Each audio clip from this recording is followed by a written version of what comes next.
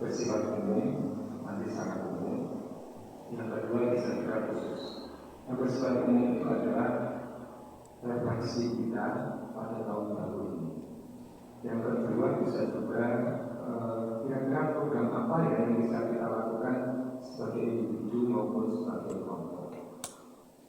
Mungkin saya memberi gambaran ini ada kemungkinan tidak bisa kita lakukan secara individu dan dalam waktu dekat, tapi bisa juga kita wacanakan. Siapa tahu anak-anak kita, adik-adik kita terlibat di dalamnya.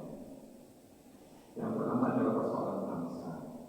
Umat Islam konkret yang ada di Indonesia ini belum berdaya, padahal jumlahnya banyak, belum berdaya betul.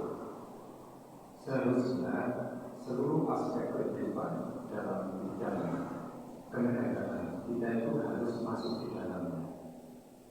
Contoh, ekonomi itu kita belum banyak mempunyai saudara-saudara. Padahal dulu Rasulullah itu sudah mencontohkan menjadi saudara. Beliau adalah orang yang sangat sukses di usia 25 tahun. Jadi sebetulnya kalau kita mau mencontoh Rasulullah, mengatakan Rasulullah itu teladan, Rasulullah itu harus diikuti, ya harus kita ikuti. Persoalan lain ini, apakah kita berhasil atau tidak, ditakdirkan oleh Allah untuk sampai ke tujuan seperti yang ada dalam diri Rasulullah, itu persoalan nanti, tapi harus ada contoh. Rasulullah itu usia 25 tahun menjadi miliarder, dan itu harus diikuti. Kalau kita sudah lewat usia 25 tahun, ya anak-anak kita, adik-adik kita, anak-anak kita itu harus kita pacu. Apakah kita masih perlu bergelut dengan ritual, kemudian berkaitan dengan kajian, berkaitan dengan peningkatan ilmu, berkaitan dengan ketaatan individual? Ya, secara individual memang tidak, tetapi harus diketahui bahwa kehidupan kita itu tidak hanya individual, tetapi juga sosial. Ada tauhid individual, juga ada tauhid sosial. Kalau kita hanya mengatakan bahwa urusan agama ini hanya soal individual, ketaatan individual, maka pada zaman dahulu ada orang yang selalu rajin di masjid, sangat rajin di masjid. Ketika ditanya, kenapa kamu rajin di masjid? Lalu kehidupanmu seperti apa? Oh, saya ditopang oleh saudara saya. Saudara Anda itu yang lebih mulia dari kamu. Jadi kita sekolah, tahajud, terus zikir di masjid, ternyata ada yang menghidupi, itu ternyata lebih mulia. Nah, Bapak Ibu yang berbahagia, persoalan-persoalan yang lainnya adalah persoalan-persoalan yang kita mungkin tidak pernah berpikir ya. Sepak bola, di mana kata apa hubungannya sepak bola dengan Islam? Ternyata setelah perhelatan sepak bola, begitu banyak orang masuk Islam. Ini kan kita malu ya. Ya coba kalau kita itu tahu individual, yang mengejar tauhid individual, kita itu malu. Kenapa? Mungkin kita akan mengatakan termasuk saya, apa hubungannya sepak bola? Gak penting sepak bola. Saya termasuk yang tidak nonton. Tapi begitu masuk ke dalam ranah dakwah, ternyata sepak bola yang memberi sentuhan dakwah itu memberi sentuhan efek yang luar biasa. Bagaimana tidak? Sepak bola itu ternyata tidak diperbolehkan di minuman keras yang biasanya sepak bola itu selalu berdekatan dengan minuman keras. Penontonnya maksud saya yang diperlihatkan Piala Dunia itu kan selalu bebas minuman keras, kehidupan bebas, terus beri pakaian bebas. Sekarang tidak. Akhirnya diperkenalkanlah Islam itu seperti apa. Kemudian bagaimana Islam itu menyambut tamu di dalam perjalanan itu. Kemudian disediakanlah tempat-tempat sholat, wudhu, tidak diperbolehkan berpakaian yang terbuka. Apalagi, oh iya, secara demonstratif ternyata sholat di dalam lapangan. Menurut saya ini keren sekali. Kenapa? Ternyata dakwah meskipun kita itu ada di dunia global, yang hari ini saya berbicara ketika direkam secara live itu langsung bisa diikuti di Arab Saudi, bisa diikuti di Brasil, bisa diikuti di Amerika Selatan, bisa diikuti di Amerika, bisa diikuti di Eropa, meskipun mereka tidak mengerti. Nah, ternyata dakwah itu belum sampai ke sana, Bapak. Dakwah Islam itu belum sampai ke sana. Terbukti dengan banyak orang-orang yang ternyata tidak mengerti Islam. Islam itu apa? Itu belum mengerti mereka. Yang ada itu adalah Islam teroris. Islam itu jahat. Islam itu pembunuh. Islam itu tidak ramah. Yang ada itu seperti itu. Padahal kalau ada yang mengatakan begitu, sudah silakan berdebat dengan Islam. Tidak usah saya akan data-data itu yang selalu jadi tahu. Kalau Islam itu dinyatakan teroris, siapa yang lebih teroris? Perang dunia pertama, siapa yang memproklamirkan? Siapa? Hitler. Hitler itu apa yang dikemukakan Hitler? Hitler itu Kristiani, Bapak Ibu. Kristiani. Jadi Hitler itu Kristiani. Perang dunia kedua, siapa yang memproklamirkan?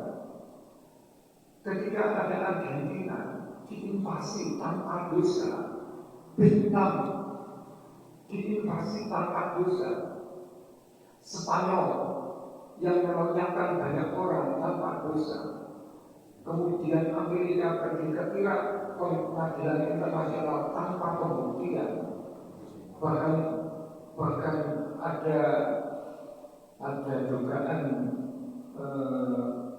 bom nuklir ternyata tidak ada, padahal sudah diporak-porandakan. Siapa pelakunya? Bom Hiroshima? Siapa pelakunya? Apakah Manchester ketika menguasai Spanyol, apakah Manchester melakukan hal yang sama? Bukan. Manchester itu begitu menguasai sebuah negara, maka negara itu lebih damai dibandingkan sebelumnya. Itulah sebabnya umat Islam itu harus damai. Ini yang tidak pernah sampai ke dalam luar negeri. Ini mungkin bukan karena kita, karena kita berani keluar semua. Mungkin anak kita nanti suatu saat. Jadi sepak bola pun sebetulnya bisa menginspirasi. Masjid ini jangan dikira tidak bisa menginspirasi. Kalau masjid ini nanti selalu akhirnya itu ramah, kemudian saling sapa, senyum. Alhamdulillah Bapak ini mengajari kepada kita setiap kamu mesti ditanya saya pundi, selalu begitu. Sehingga yang lainnya kalau nggak meniru, aku gitu ya.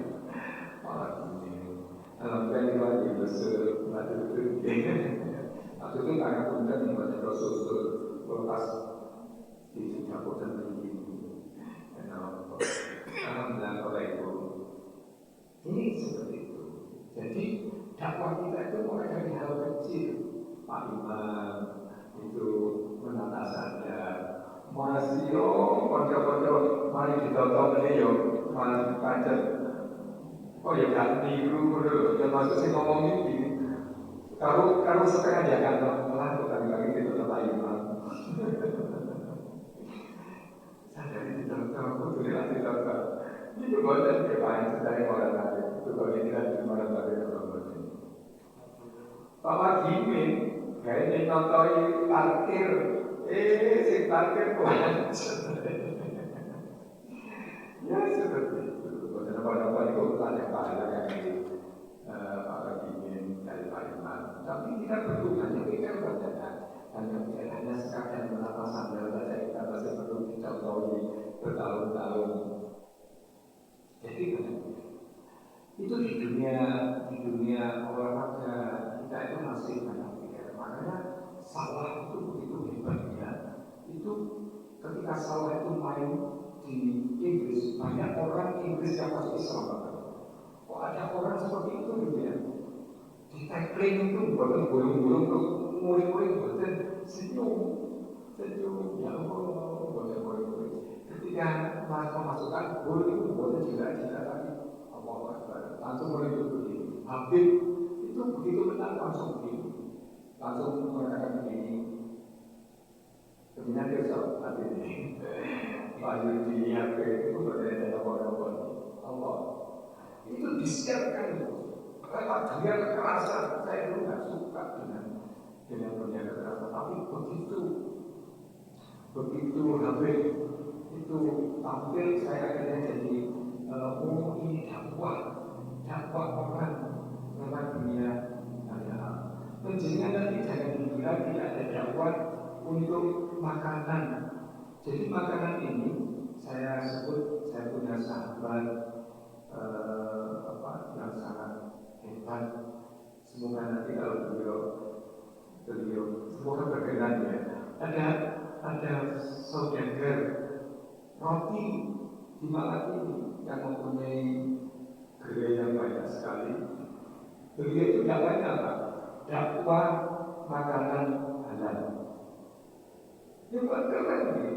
Tuh, makanan halal itu lah terbiasa nanti. Tuh penjaringan itu tertinggi. Bagaimana dengan kalau kita pergi ke Thailand? Bagaimana kalau ke Jepang? Bagaimana kalau ke Amerika? Ke Inggris? Itu repot sekali dapat makanan halal itu repot. Kita itu cari makanan halal itu repot. Bahkan berkata ngomong dengan hubungan sedoyo, kalau penjenengan jatuh di Inggris, kalau repotin yang jahat itu masuk ke badan Inggris itu repot. Nah, oleh karena itu dakwah dalam makanan halal itu diperlukan. Jadi dakwah itu tidak sekadar individu, dia itu satu dunia olahraga kita harus berdakwah. Politik itu harus direbut. Sementara ini partai politik yang berbasis Islam mana?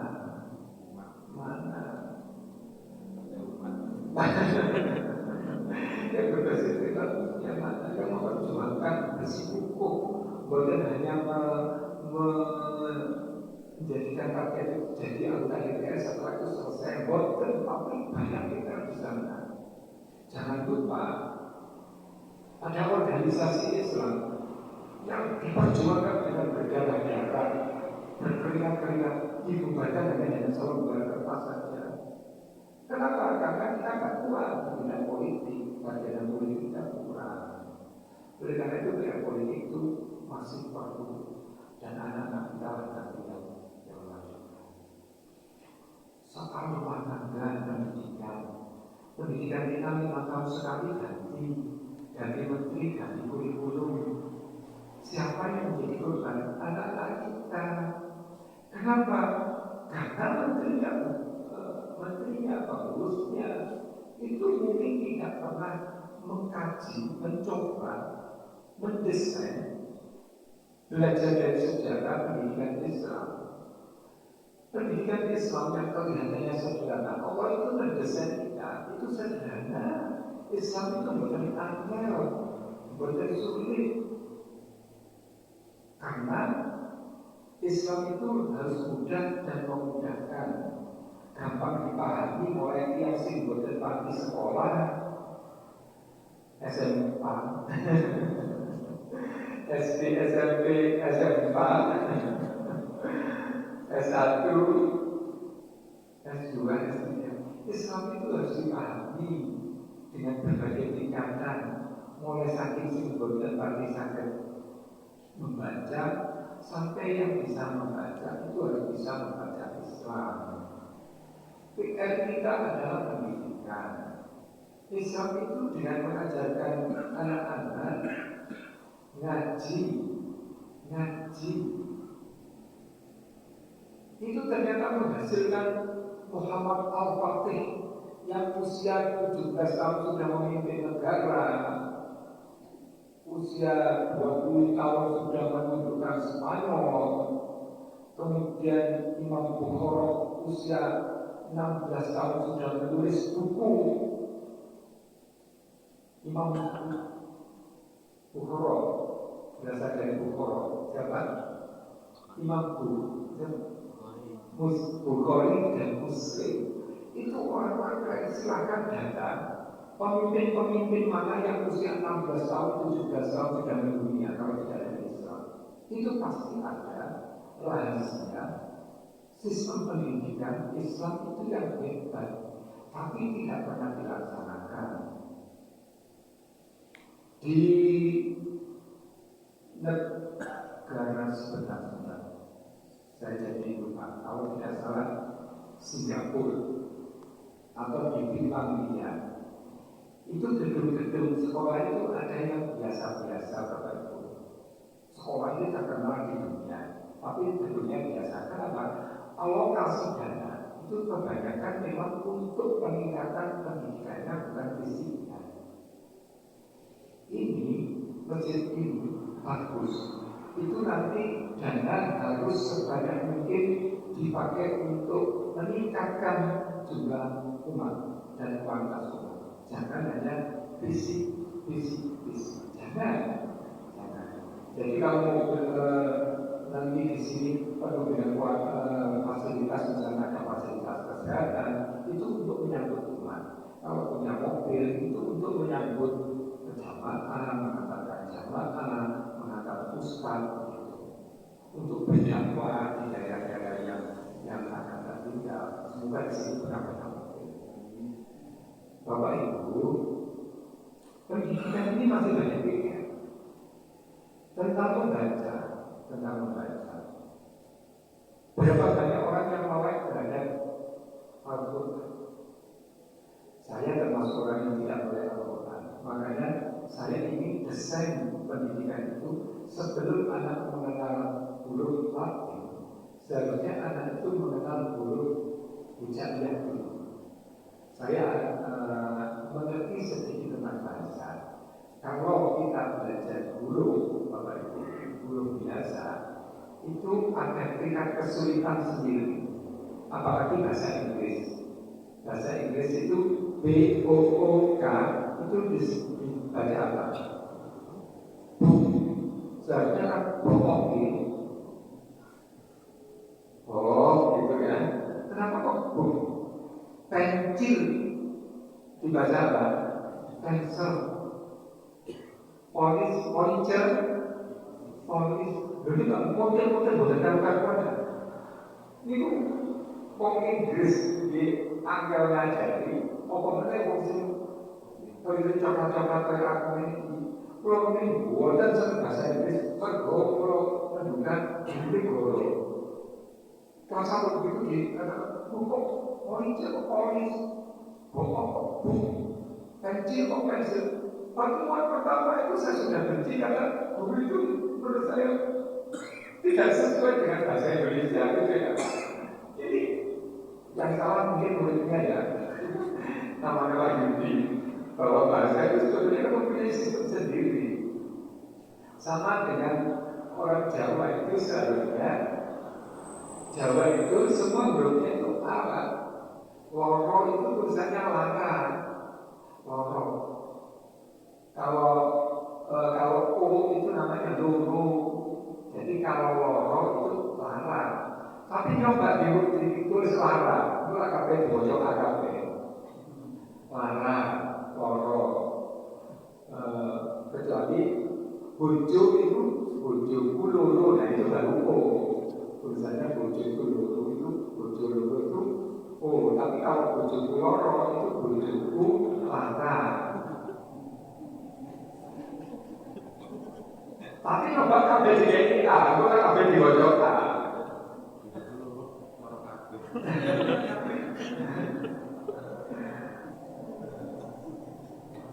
Nah, ada yang hebat dari dakwah bahasa. Kita nggak pernah mengkaji ini kan. Dulu Sultan Agung itu berdakwah lewat bahasa, Pak. Sultan Agung itu dulu kiblatnya adalah kesultanan. Makanya sistem pemerintahnya itu kesultanan, orang kesultanan. Dan makanya dulu maju. Dakwahnya apa? Bahasa Jawa itu seluruhnya dipindah menjadi O. Jadi O ini kebetulan ini sebetulnya niru dari roh, to, do. Nah itu sebetulnya bahasa Jawa itu ya apa, sapa, yang apa itu, apa itu, tapi diubah dan sukses oleh Sultan Agung Tirtanirasa itu, Sultan Agung itu sukses menjadi aku ada bahan ini ngomongin proses yang bosok cara Jawa ini berasal dari rekayasa agama sebetulnya, tapi kita tidak pernah mengungkapkan. Dan dulu namanya kenegaraan itu Indonesia, kenegaraan itu betul-betul silakan. Jadi alhamdulillah ini ada dari rombongan yang berasal dari SMP Muhammadiyah Kepanjen ya, alhamdulillah. Silakan.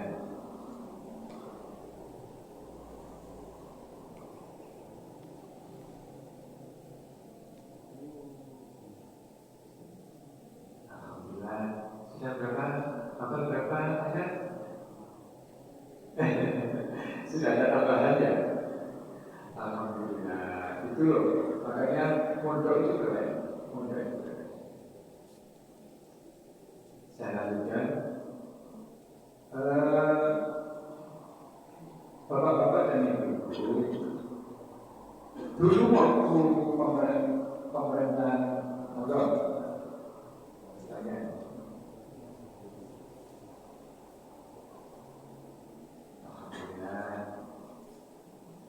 waktu ini semburi siap-siap masalah kok berhasil belum ini. Aduh.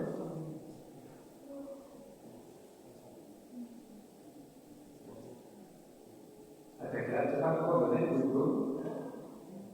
Harus ada gerak cepat ini. Ngobrol ngomong-ngomong tidak berganjil. Ada gerak cepat. Ada kawan yang lain. Monggo silakan 1-2 ibu boleh bergerak. Nama? Berarti itu yang itu. Ini maka dulu. Oke, dulu sudah bergerak. Saya kata mati nih. Boleh? Boleh saya ngeteng-ngeteng saya kelas berapa? Oke, kudu saya mati. Di sini kudu sepur. Iki mau siapa? Jelas pokoknya saya berceramah untuk okalnya kok. Aku menilai itu bukan ceramah apa yang malam ini saya. Jadi ceramahnya dari mana ada bahwa ini. Bapak Ibu adik-adik yang berbahagia, tadi sudah saya bahas bahwa umat Islam itu harus mencontoh kehidupan Rasulullah. Harus mencontoh Rasulullah. Rasulullah itu seperti apa? Rasulullah itu ya Allah. Rasulullah itu kalau dipandang itu menyenangkan.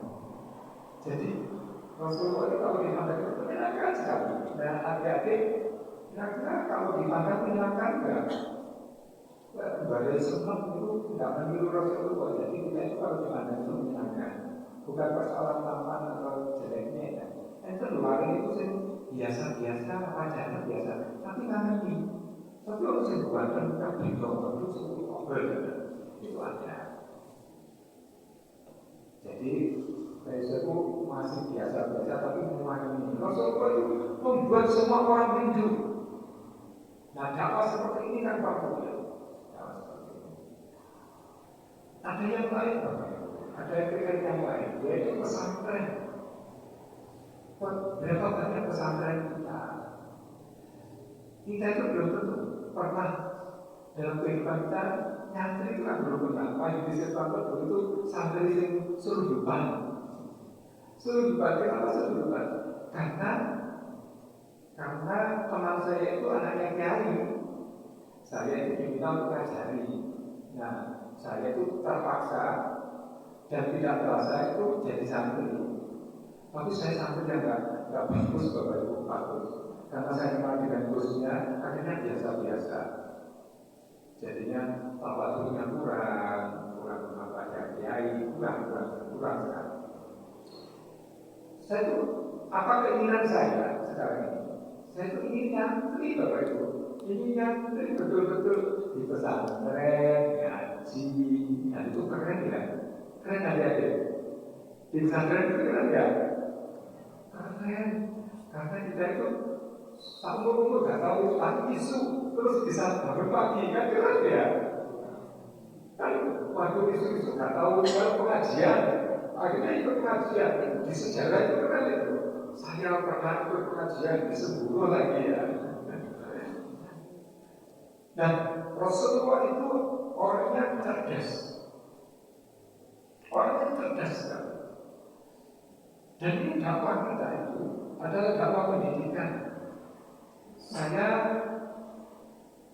punya obsesi bahwa pendidikan di Indonesia itu harus ramah anak, kemudian harus meniru sistem pendidikan yang ada di dalam Islam. Kenapa begitu? Di luar negeri, Bapak Ibu, sekarang ini ditemukan di Singapura dan di Malaysia itu anak-anak dan di Jepang sebelum tumbuh atau sesudah tumbuh mereka itu diberi kesempatan. Jangan kaget kalau nanti ke perguruan tinggi atau TK atau SD, SMP di Finlandia yang pendidikannya nomor 1 dunia atau di negara-negara yang pendidikannya tinggi itu banyak tempat tidurnya di sana. Jadi ruang kelas itu sedikit, tapi tempat tidurnya malah banyak. Kenapa? Karena pada saat menjelang zuhur mereka diminta untuk tidur 1 jam. Ada yang tahu? Ini hasil riset. Jadi kalau kita itu tidur 1 jam, tubuh kita itu akan dapat suplai. Karena tidur itu otak kita itu sejajar dengan jantung. Begitu sejajar dengan jantung, maka aliran darah itu semakin cepat ke otak. Orang yang tidur pada siang hari itu semakin cerdas. Gitu. Nah, semakin cerdas dan tubuh jiwa ini perlu istirahat pada siang hari memang karena paginya kita pakai untuk berpikir, kemudian siang hari dipakai untuk istirahat supaya nanti bisa dipakai belajar lagi, kerja lagi. Itu teman siapa? Itu teman umat Islam itu. Jadi bukan Barat yang menentukan. Yang menentukan itu Islam. Jadi nanti kalau nanti di pondok pesantren pada saat sebelum dulu dipersilakan tidur meskipun 10 menit, meskipun 15 menit rebahan atau sesudah dulu silakan dipakai untuk rebahan. Begitu. Kalau mau cerdas lagi, minum yang banyak, karena otak kita itu dari cairan. Makanya Rasulullah itu mengatakan sepertiga dari isi perut itu adalah makanan, sepertiga itu minuman, dan sepertiga adalah udara. Jangan terlalu kenyang. Kalau terlalu kenyang, ngantuk. Kalau kurang minum, kita kurang cerdas dan nggak bisa modal. Karena kita paling tinggi pada sakit modal karena dulu nggak pernah minum air putih itu jarang. Saat ini masih di gelontor mobil, nggak modal kesalahan bisa. Makanya adik-adik kalau ingin lebih tinggi, minum yang banyak, ya. Kalau ingin tinggi, apa resepnya? Minum. Kalau mau cerdas, resepnya apa? Minum yang banyak. Itu ya, karena otak kita dari apa? Lebih banyak juga. Dan ini siapa siapa? Pun pada bisa ngomong ngerasani pulau.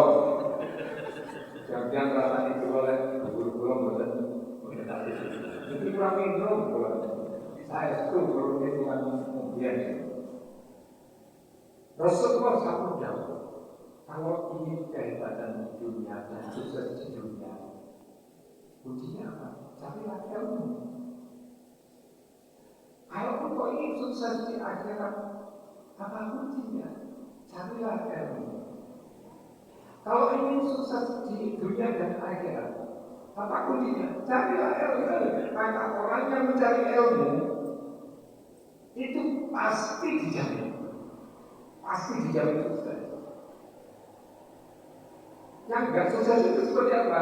Dia cari ilmu tapi nggak diterapkan. Jadi cari ilmu dan diterapkan. Ilmu itu apa saja, jadi ilmu apa saja. Jadi ilmu itu boleh tentang, misalnya, bisa nggak orang itu ilmu tentang jujur? Lalu bisa nggak ilmu jujur itu bisa menjadikan orang sukses? Percaya. Sekarang ini dakwah ekonomi kita itu kan nggak beres, nggak jujur. Kita itu perlu dakwah ekonomi, Bapak. Dagang saja kita itu kan nggak jujur.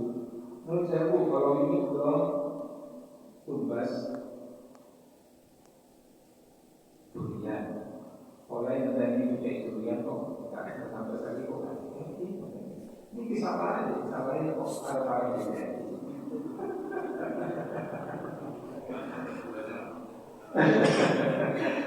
Kalau tugas durian Bapak itu, pun itu, kalau baca itu bahasa cincin boleh, dalam cincin ini mesti boleh enak pangan, mentah, sebelum matang, sebelum bosok.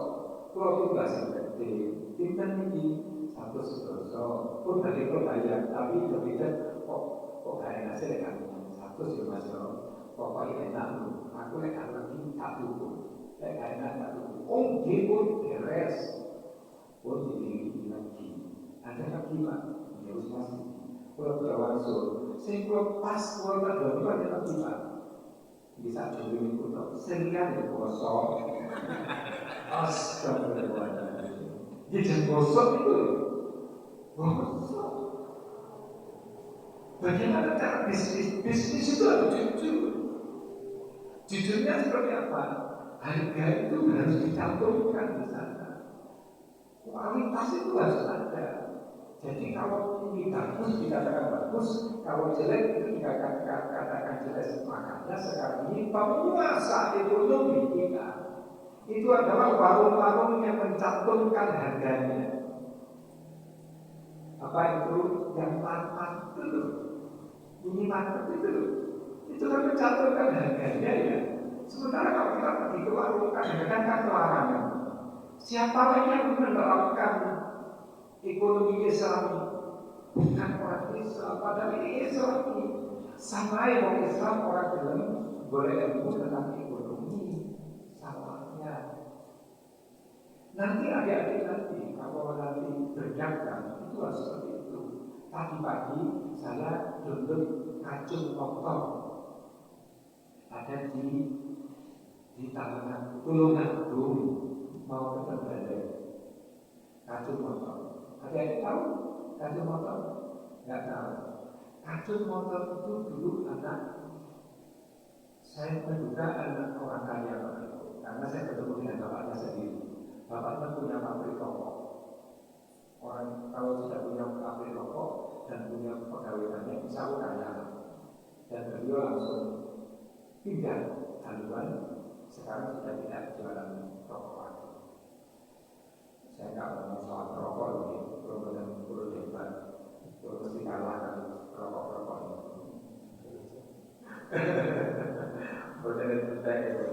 Bapak Ibu yang berbahagia, kacung motor itu ada itu dulu pernah disia-siakan, dihina orang, dinyek oleh orang-orang dekatnya. Orang paling dekat dengan dia itu saja menghina dia. Kenapa? Karena dia itu kuli bangunan. Apa dia? Kuli bangunan. Kuli bangunan, makanya dia itu dihina. Tapi dia masih muda, nggak peduli. Dia kerja apa saja, kuli bangunan. Setelah kuli bangunan, dia mencoba untuk jualan sana, jualan sini, gagal sana, gagal sini, akhirnya jualan sepeda motor. Jualan sepeda motor itu prinsip yang digunakan adalah jujur. Jujur. Kalau ada saya sendiri kalau jualan saya kan begini. Jadi sepeda motor saya bilang, sepeda motor itu kalau saya ori, buat nanti mobil mesin padahal itu libur mobil mesin. Padahal sudah dia kafe, padahal sudah kafe-kafean. Kacau motor buatan. Seperti mobil luar itu aku nanti diambung kan, diambung pagar. Mulai kalau susu, mulai kalau tulis, kalau biasa kan orang diam, aduh besok. Gara-gara menghindari rokok, menghindari sandal.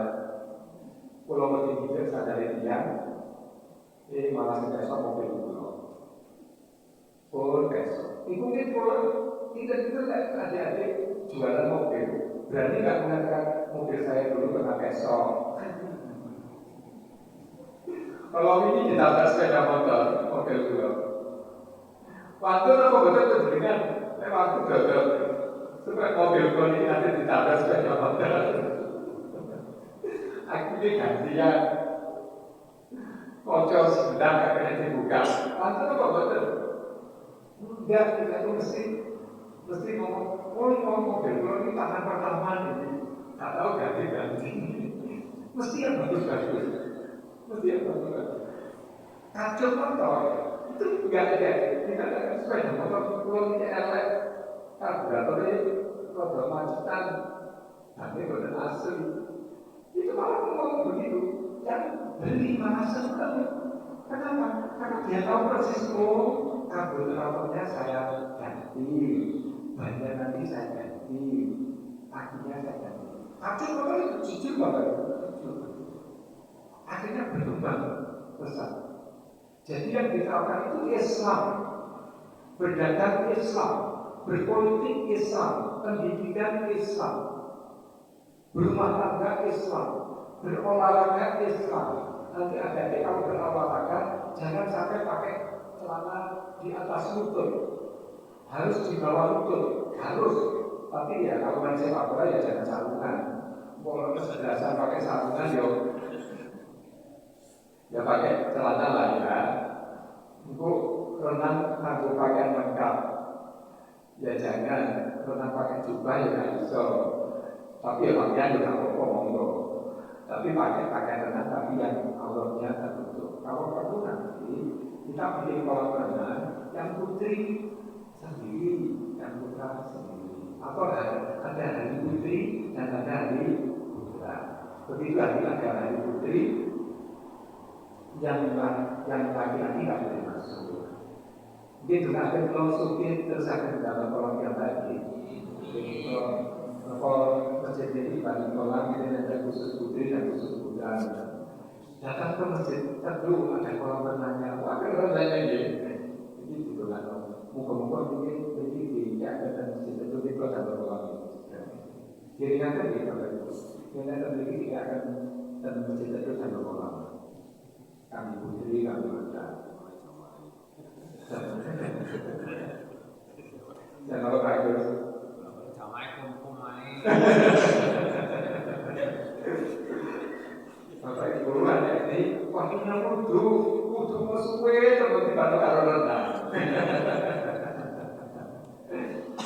Jadi kalau kita mau dagang, mau jualan, mau pendidikan, mau berumah tangga, mau olahraga, mau berpolitik, mau berekonomi, mau berbudaya, itu harus Islami. Itu ya. Saya kacau motor ini akhirnya sekarang ini punya mobil, jualan mobil. Mobil 1, mobil 2, mobil 3, mobilnya dulu jelek-jelek. Saya ingat mobilnya yang dijual itu jelek-jelek. Yang 10 juta, 7 juta. Sekarang Bapak Ibu, sekarang ini kacau motor itu ada kacau motor 1, kacau motor 2, kacau motor 3, kacau motor 4. Di Tulungagung saja. Itu tempatnya berbeda. Dan kalau ke sana menjelang itu boleh menginap 3 hari.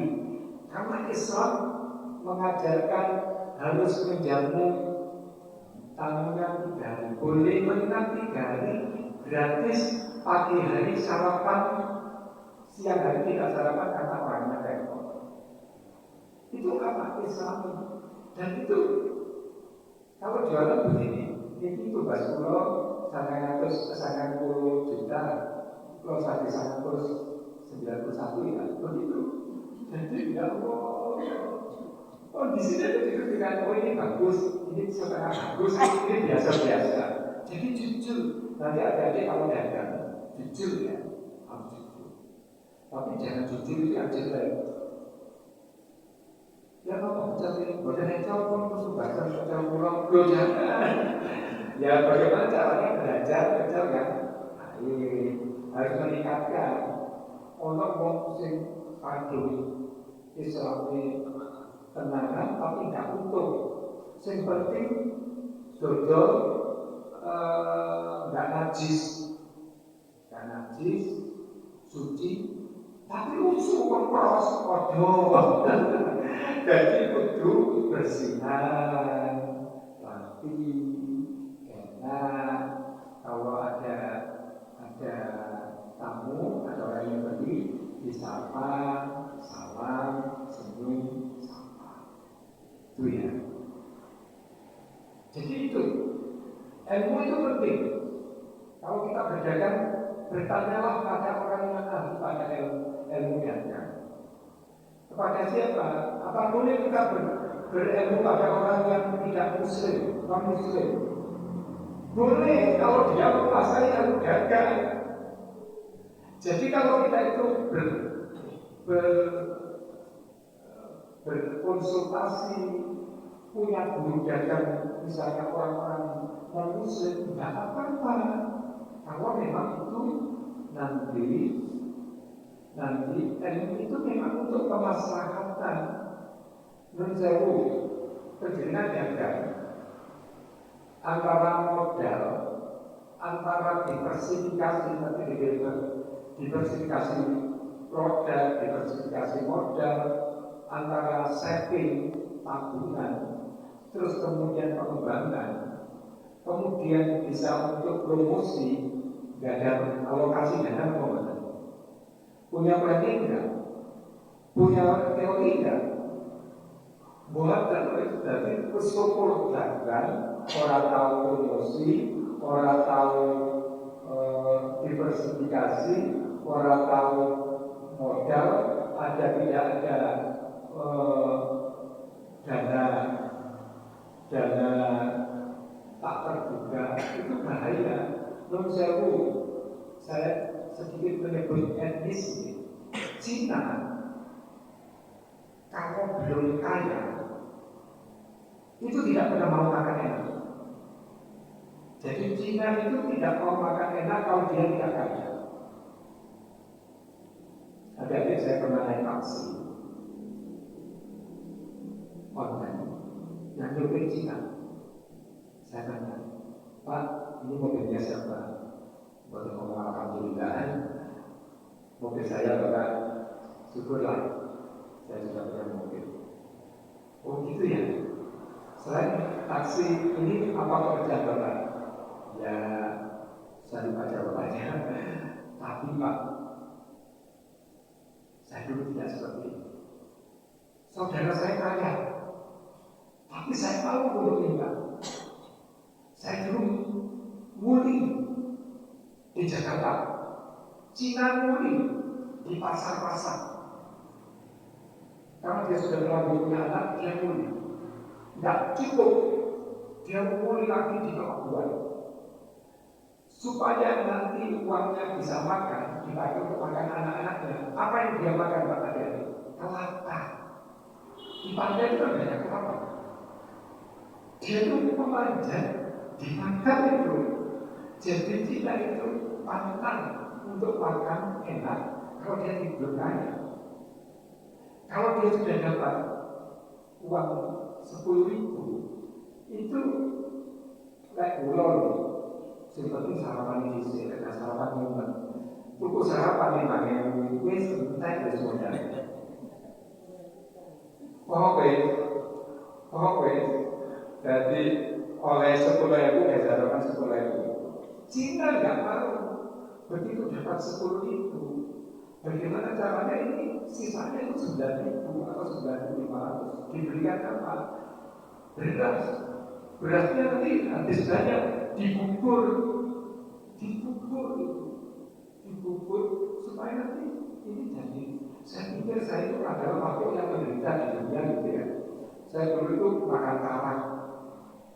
Waktu kuliah, waktu SMA saya jalan kaki aja ya. Jalan kaki sekitar 5 kilo. Jalan kaki. Di sini ada nggak yang ke sekolah 5 kilo? Belum? Ada deh. Ada yang ke sekolah jalan kaki 5 kilo? Berarti menderita saya ya. Saya dulu itu waktu sekolah itu jalan kaki 5 kilo. Ternyata kalau itu paling menderita Bapak Ibu. Enten kantor pulau itu sering naik sekolah. Sekolah yang itu Dinoyo, Briani terbukti Ganju, Malang, laku berkuliah. Ini pun selalu dibawakan oleh ibunya makanan. Apa isinya? Ini waktu mahasiswa Pak. Waktu mahasiswa. Kalau itu waktu mahasiswa itu di betul sepul. Terus isinya itu dikatakan hati, katakan tempe. Modern itu kontrol itu nangis. Aku dapat pendidikan. Kalau itu nangis kosong ada. Kalau kemarin kalau betul ada. Kalau campur ini mahasiswa, kakak kelas. Itu ternyata setiap hari makanannya apa? Nasi plus nasinya itu bukan nasi putih, tapi nasi jagung merah putih plus garam. Jadi setiap hari itu, ya Allah, wah ini ternyata kuliah ternyata ya, bukan orang yang paling menderita. Teman saya itu sudah jalannya itu dari Bumi Ayu ke Dinoyo. Kalau pulang sore sampai di rumah itu pukul 10 malam. Lama jalan, berangkatnya juga jalan kaki, tahu punya ada dan masih ke sana, jalan kaki itu sampai ke Dinoyo. Setiap hari, akhirnya apa? Sekarang sukses seperti itu. Sehingga kalian masih dulu juga tambah-tambah. Jadi ceramah untuk tidak jalan. Boleh tak cepat-cepat aku bingung. Kita apa tuh?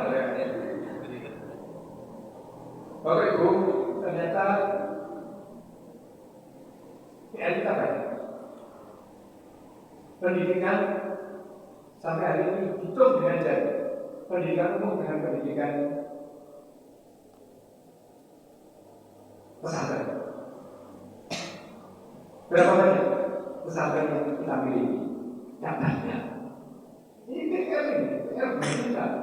Orang lebih banyak masuk ke dalam SMP negeri, SMP yang favorit dibandingkan dengan pesantren. Kalau saya dikaruniai anak lagi, itu betul-betul seperti ini. Kalau saya dikaruniai anak lagi, maka anak saya akan jadi tidak besar. Akan jadi tidak besar. Saya sekolah sudah lagi. Ini apa ini? Itu ada tapi tidak boleh. Umatnya ini beritahu. Itu pengajaran dengan Betawi. Bapak Ibu, oleh karena itu pesantren itu keren. Karena pesantren itu adik-adik, penjaringan, adik-adik. Ini kalau sendiri cari apa? Teman, betul. Ibu-ibu, bapak-bapak, di negara maju, Inggris, kalau tidak salah, itu sampai ada menteri kesepian. Jadi menteri kesepian. Aneh. Pokoknya gawe-gawe. Menteri apa kan? Kesepian. Ternyata 1 bulan yang lalu saya membaca orang-orang di negara maju itu mati gara-gara kesepian. Orang-orang banyak yang bunuh diri gara-gara kesepian. Kalau di sini penjaringan pada ke sana nyopok, betul apa? Nyopok kenal Pak dari tidak putih. Itu akan punya apa? Kemarin saya pergi ke Pakis, itu punya orang Pak. Tadi tidak putih. Yang ini kembali deres apa? Deres ini, deres apa?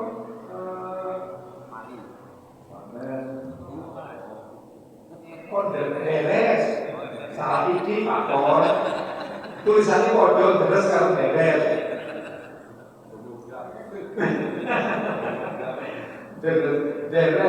Deres cemara bukan karet, ternyata cemara. Terus kita ngomongkan apa hasilnya ini untuk tinggi, ini bisa dari ujian sampai sudah jadi putih, tidak jadi busuk lagi. Tapi jangan saya menyewa dia pendidikan putih baju emas. Jadi baju emas ke sana, ke sini hanya untuk beres, getah, terus sudah kok baru diserahkan ini yang beli males. Males, baru turun. Padahal jadi nggak jadi mukanya. Jadi dia tinggal mengambil getah itu sudah dapat penghasilan. Nggak tahu mereka, karena mereka nggak tahu. Yang tahu orang mana, orang Jawa Tengah. Itu akhirnya pintar. Orang pintar itu apa saja bisa jadi uang. Tahu orang terkaya di Kalimantan itu apa pekerjaannya? Jual beli barang bekas. Ternyata asetnya itu triliunan. Makanya orang pintar itu luar biasa. Oke, saya lanjutkan. Mau cerita apa? Bukan. Kalau di sini masih bisa ngomong dengan orang lain, di negara lain penjaringan keluar ada orang penjaringan ada sapa mengganggu itu, nggak mau mereka urusan sendiri nafsi, urusan. Jadi kalau kalian bertanya kepada orang luar negeri, 10 orang ada tanya, nggak jawab itu biasa. Saya di Jakarta itu bertanya itu nggak direkan, Mas. Tahu jalan Sudirman, itu seperti itu. Padahal saya sapa begini, di sini orang itu berhenti, Mas. Tahu jalan bagaimana? Oh iya, betul itu begitu. Di kota besar banyak orang yang kesepian sendirian, dan itu banyak orang yang meninggal. Tidak hanya orang tua yang kesepian meninggal, tapi orang-orang yang muda itu kesepian meninggal dunia. Dan sekarang ada menteri kesepian untuk mengusir orang-orang yang kesepian ini. Oleh karena itu Islam memberikan solusi penjenengan yang kesepian monggo tindak masjid. Halo? Kalau kita tidak ingin kesepian, kembali kita pergi masjid. Makanya sholat terbaik apa Bapak Ibu? Sholatnya jamaah. Untuk apa itu? Supaya tidak kesepian. Allah itu mendesain. Nanti saya tunjukkan hikmah dari sholat. Maka hati-hati dimakan, diambil dan dihabiskan. Boleh ambil dua. Oh sama lagi, ayo diambil semua. Dalam boleh. Jangan hanya diberikan, ambil dulu, baru diberikan temannya.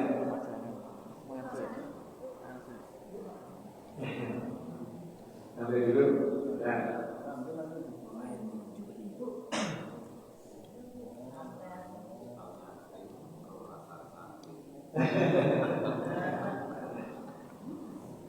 Baik. Jadi Allah nanti itu mendesain sholat jamaah itu saja. Itu keren. Sebetulnya hikmah di balik sholat jamaah itu tidak sedikit. Banyak dari teman-teman ilmu pengetahuan itu ternyata sholat jamaah itu bisa memberikan semangat. Nun sewu. Contoh yang paling gampang. Kalau kalian ambil biji satu, gampang dipatahkan ya?